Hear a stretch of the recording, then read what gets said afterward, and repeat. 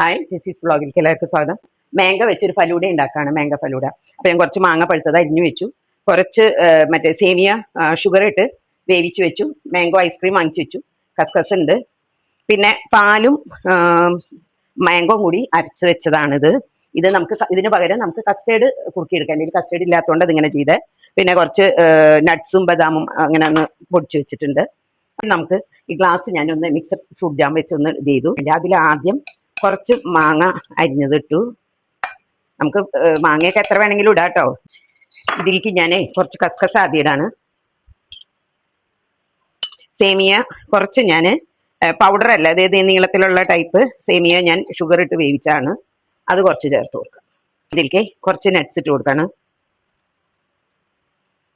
ഇനി ഇതിൻ്റെ ഉള്ളിൽ കുറച്ച് മാങ്ങയും കൂടി ഇട്ട് കൊടുക്കാം, സേമിയ ഇട്ട് കൊടുക്കാം.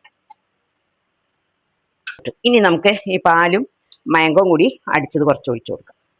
ഇനി ഇതിൻ്റെ മേലെ നമുക്ക് ഒരു സ്കൂപ്പ് മാംഗോ ഐസ്ക്രീം, ഇതിൻ്റെ മേലെ ഭംഗിക്ക് കുറച്ച് മാംഗോ, കുറച്ച് നട്ട്സ്, ഭംഗിക്ക് 2 മിൻറ്റിൻ്റെ ഇലയും വെച്ച് കൊടുക്കണം.